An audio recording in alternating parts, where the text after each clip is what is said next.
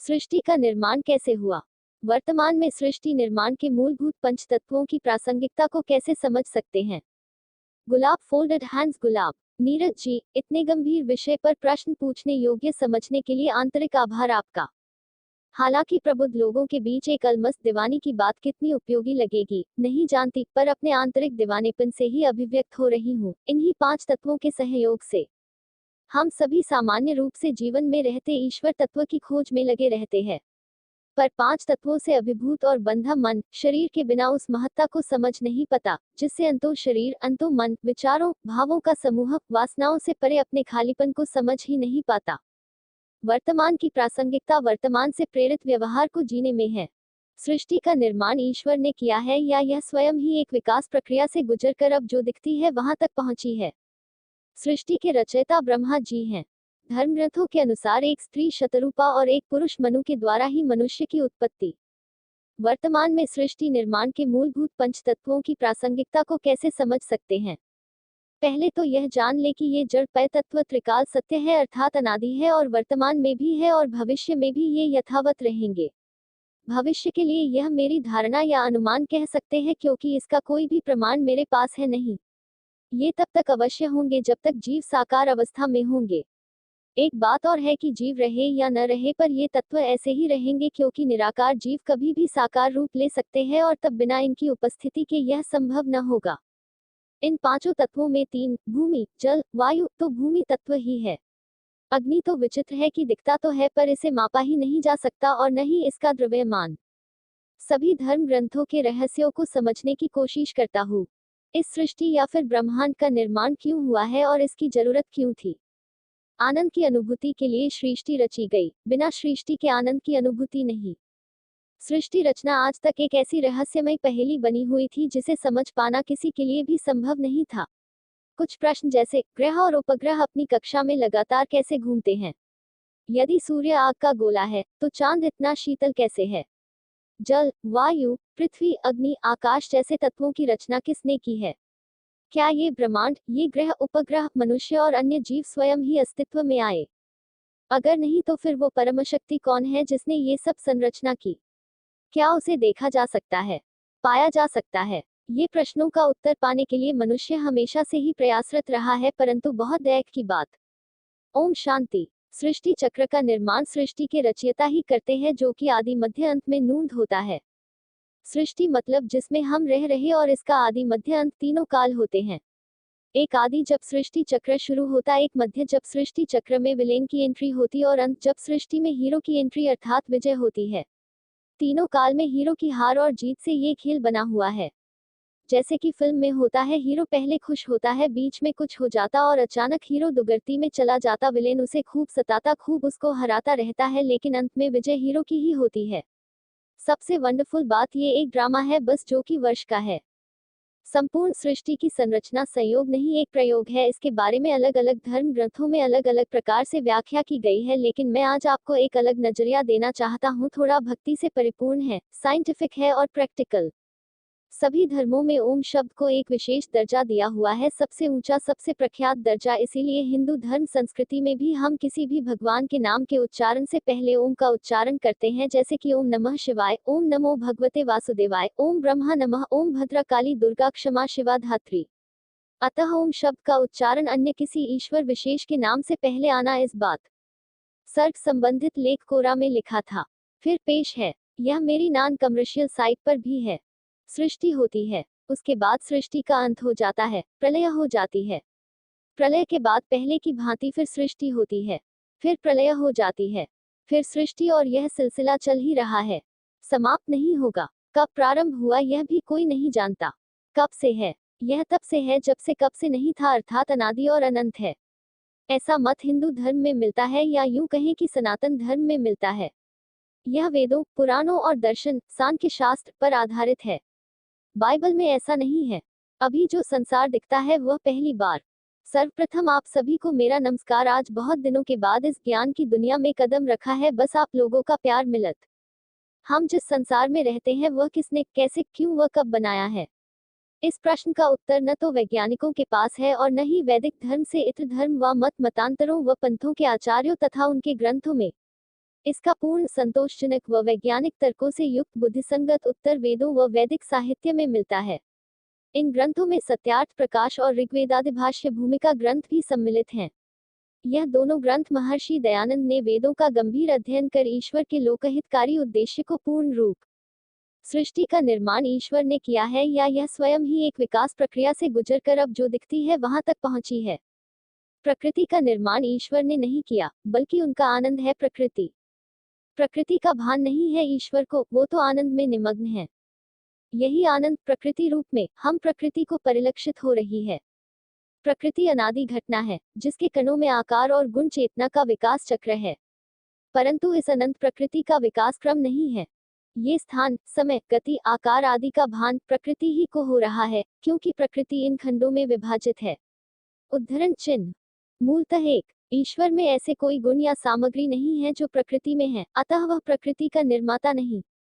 2, प्रकृति का कहीं मूल बिंदु या शुरुआत नहीं तो विकास क्रम कैसा? अतः यह अनादि। आपकी सृष्टि का निर्माण आपकी दृष्टि से कई प्रकार से संबंधित है। सबसे पहले आपकी दृष्टि ही आपको इस दुनिया को देखने और समझने की अनुमति देती है। आप अपने आसपास की दुनिया को केवल अपनी दृष्टि के माध्यम से ही देख और अनुभव कर सकते हैं। आपकी दृष्टि आपको उन चीजों को देखने की अनुमति देती है जो आपके लिए महत्वपूर्ण हैं, जैसे कि आपके प्रियजन, आपके घर और आपके वातावरण। आपकी दृष्टि आपको उन चीजों को देखने की भी अनुमति देती है जो आपके लिए नई और रोमांचक हैं, जैसे कि प्राकृतिक दुनिया के चमत्कार और मानव संस्कृति की सुंदरता। दूसरा, आपकी दृष्टि आपको इस दुनिया में कार्य करने की अनुमति देती है। आप अपनी दृष्टि का उपयोग कर।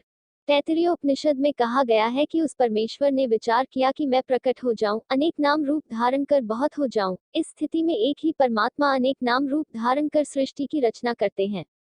श्रीमद् भागवत 4:7-50 में भगवान श्री कृष्ण कहते हैं, मैं ही संपूर्ण सृष्टि की रचना करता हूँ।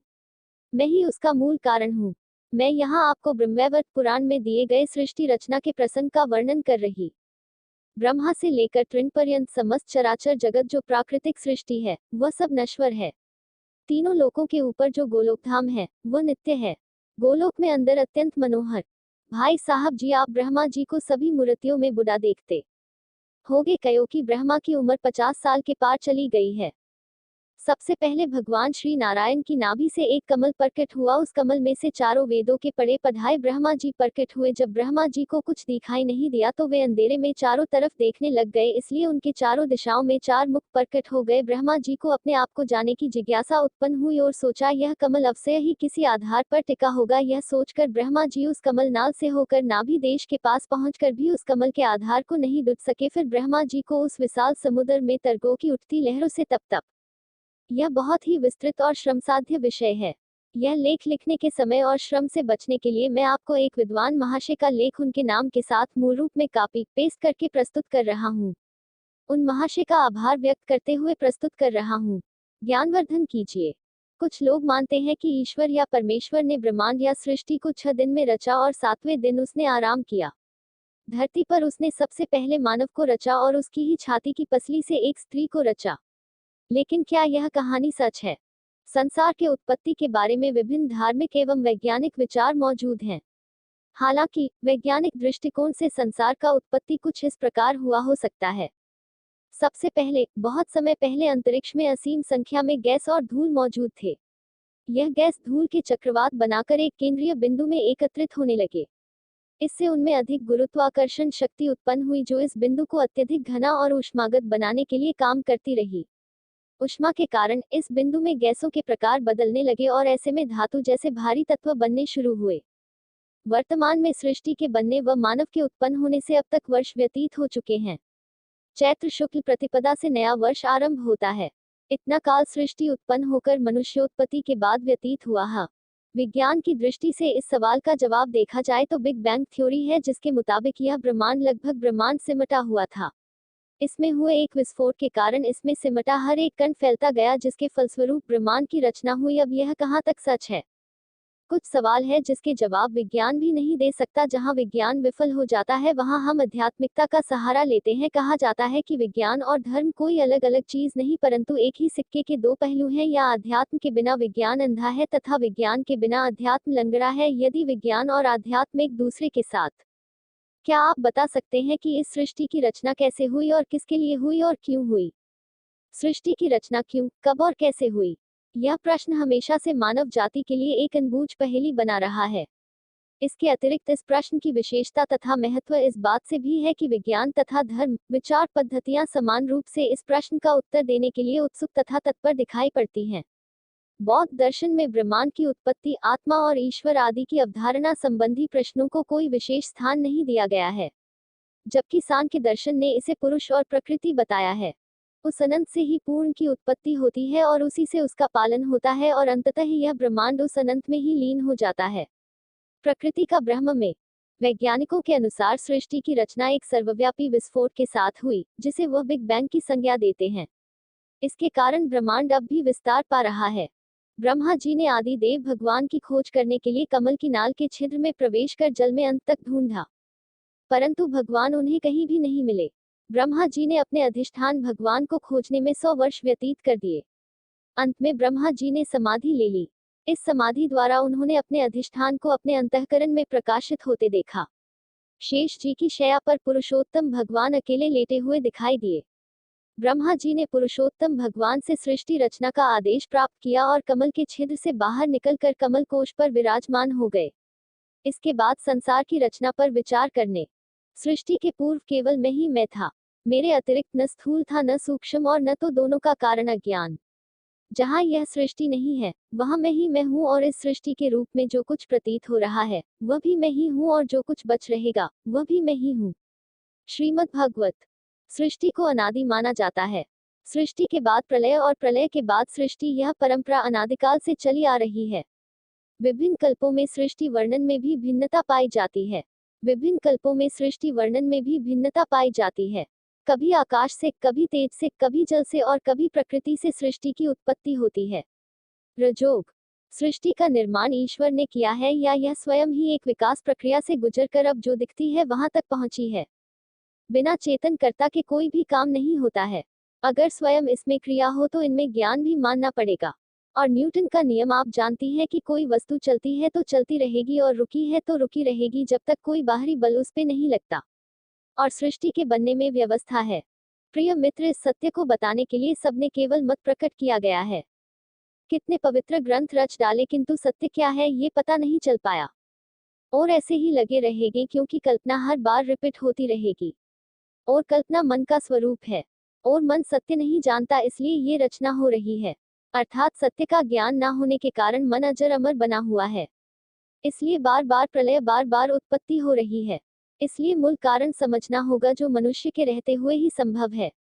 इसके लिए विदेही गुरु अर्थात शब्द सतगुरु ढूंढना होगा जो ये भेद समझा दे। ये तो सत्य है, सृष्टि की रचना हुई है। इसको विवेक से समझना होगा, अन्य मार्ग नहीं है। इसी सत वैज्ञानिक दृष्टिकोण से सृष्टि के निर्माण का कोई निश्चित उत्पत्ति कारण नहीं है। विभिन्न धर्म एवं वैज्ञानिक परंपराओं में सृष्टि के उत्पत्ति के विभिन्न सिद्धांत हैं। धार्मिक दृष्टिकोण से देखा जाए तो अनेक धर्मों में सृष्टि की उत्पत्ति को दिव्य शक्ति, देवताओं, प्रकृति एवं प्राकृतिक प्रक्रियाओं जैसी बातों से जोड़ा जाता है। वैज्ञानिक दृष्टिकोण से देखा जाए तो सृष्टि के निर्माण का मौलिक कारण बिग बैंग थ्योरी हो सकता है, जिसके अनुसार बहुत ही उच्च तापमान एवं अधिक अवसरों के अंतराल में बड़े बड़े सिद्धांतों और तत्वों के एकीकरण से बड़ बैंग नामक घटना घटित हुई, जिससे ब्रह्मांड उत्पन्न हुआ। मैं फिलहाल बेरोजगार हूँ, मेरे पास कोई स्थिति उपलब्ध नहीं। लेखक ने जवाब दिए हैं और उनके जवाबों को लाख बार देखा गया। भाई, सृष्टि तो अंत है, अपने पास नहीं है, अपने पास तो देह है। इसे समझे, इसका प्रारंभ, मध्य, अंत कैसे होता है, यही हमारी सृष्टि है। उत्तर खोजो, औरों को भी बताना। वर्तमान में सृष्टि निर्माण के मूलभूत पंच तत्वों की प्रासंगिकता को कैसे समझ सकते हैं? वर्तमान में सृष्टि निर्माण के मूलभूत पंच तत्वों की प्रासंगिकता को निम्नलिखित प्रकार से समझा जा सकता है। वैज्ञानिक दृष्टिकोण से पंच तत्व आकाश, वायु, अग्नि, जल और पृथ्वी ब्रह्मांड के मूलभूत घटक हैं। ये तत्व एक दूसरे से जुड़े हुए हैं और एक दूसरे पर निर्भर हैं।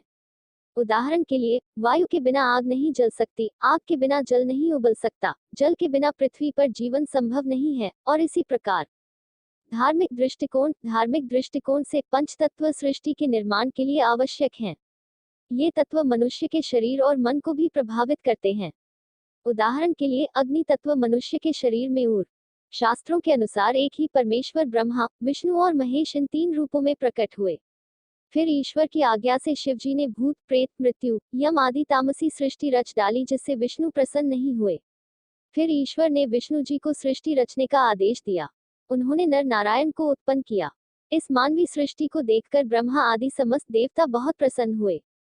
इसके बाद ब्रह्मा ने ईश्वर की आज्ञा से मनुष्यों के निर्वाह के लिए अन्न, वृक्ष, लता आदि की उत्पत्ति की। इस तरह इस जगत की सृष्टि हुई।